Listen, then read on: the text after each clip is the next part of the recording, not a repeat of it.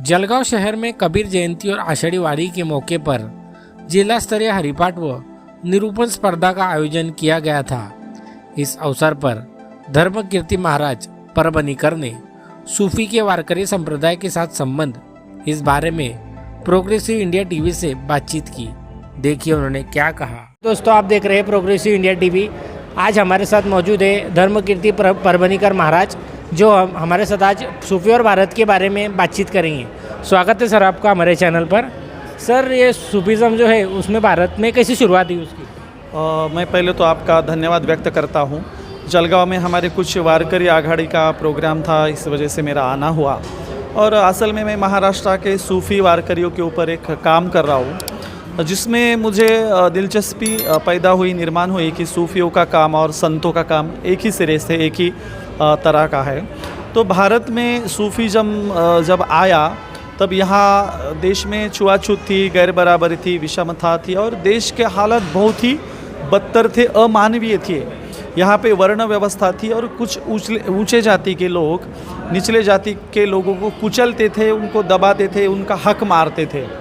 उसी दौरान, उसी वक्त ईस्वी सन 90 शताब्दी में या 11वीं या ईस्वी सन 1200 में कई सूफियों का यहाँ आना हुआ। जैसे अजमेर में पहली बार अजमेर शरीफ, जो आज की सबसे भारत की फेमस दरगाह कहलाती है, वहाँ पे चिश्ती परंपरा के, चिश्ती सिलसिले के सूफियों का आना हुआ। और जैसे ही ख्वाजा गरीब नवाज अजमेर में आ गए, उनके साथ में कई सूफियों का आना वहाँ पे शुरू हो गया। फिर बाद में दिल्ली में उनके शिष्यों के जरिए ये सिलसिले बढ़ते गए और भारत में 4 सिलसिलों का सबसे बड़ा प्रभाव रहा है, जिसमें चिश्तिया, कादरिया, सुरावर्दी और नक्शबंदी। इन 4 सिलसिलों ने देश भर में सबसे बड़ा काम किया है और हमारे लिए गर्व की और बहुत एक महत्वपूर्ण बात है कि ये चारों सिलसिले महाराष्ट्र में पाए जाते हैं। और चारों सिलसिलों का सबसे बड़ा जो केंद्र था, एक था अपने खुलताबाद का और दूसरा कर्नाटका में कई जगह ये केंद्र रह चुके हैं। तो चिश्तियों का सबसे बड़ा जो सिलसिला है, जो जिनका केंद्र है, वो खुलताबाद में था। और इन्हीं सूफियों का प्रभाव महाराष्ट्र के वारकरी संतों पे है, इसलिए हम उनके ऊपर काम करते हैं। सर, आप वारकरी संप्रदाय से हैं, तो वारकरी संप्रदाय और सूफीज़म में क्या संबंध है? मतलब उसमें सूफीज़म ने एक ही ईश्वर के बारे में लोगों में जागृति की है।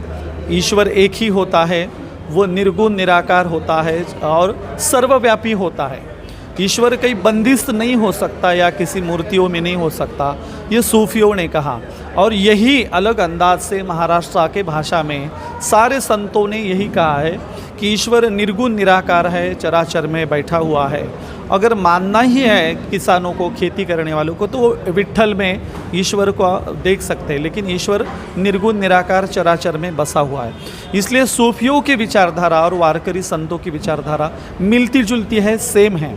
और वारकरियों में भी कई सारे सूफी संत आपको दिखेंगे और सूफियों में भी कई सारे वारकरी संत आपको दिखेंगे। जैसे उदाहरण तौर के ऊपर कबीर जी को लिया जाए, कबीर को हजरत कबीर कहा जाता है और कई सारे सिंगर कबीरों को मुस्लिम संत मानते हैं। जैसे पाकिस्तानी सारे सिंगर कबीर को हजरत कबीर साहब कहते हैं। और महाराष्ट्र का वारकरी संप्रदाय कबीर को संत कबीर कहते हैं। कबीर एक ऐसे है जो मुसलमानों में भी फेमस है और ईश्वर के 99 नामों में से कबीर भी एक खुदा का, अल्लाह का नाम है। इसलिए कबीर महाराष्ट्र के वारकरियों में भी है और सूफियों में भी है। इसलिए सूफी विचारधारा और वारकरी विचारधारा मैं मानता हूँ सेम है, एक ही है। इसलिए मैं सूफियों में दिलचस्पी रखता हूँ। सर, तो फिर आपकी रुचि कैसे बढ़ी इसमें? आप वारकरी संप्रदाय से सूफीज़म में आपकी रुचि कैसे बढ़ी?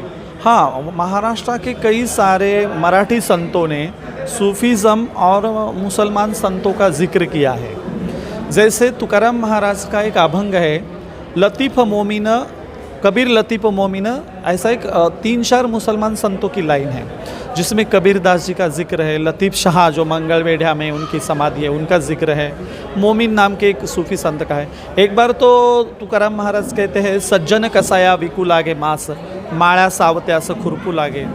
इन्होंने कहा है कि हमारा भगवान भेदभाव नहीं करता है, अगर भगवत भक्ति करने वाला कसाई भी हो तो उसके साथ में भी हमारा ईश्वर है।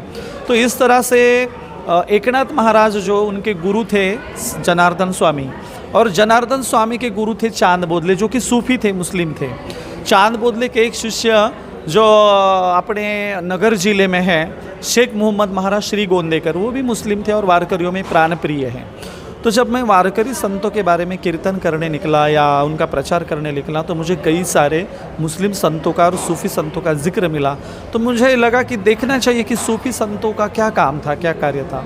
जैसे जैसे मैं वो ढूंढने लगा, उनके तरफ बढ़ा, तो मुझे और दिलचस्पी निर्माण हुई कि अरे इनका तो ग्रेट काम है, ये तो बहुत बड़े नेकी फैलाने वाले लोग हैं। अगर ये इस देश में नहीं आते तो छुआछूत गैर बराबरी पता नहीं मिटती या नहीं।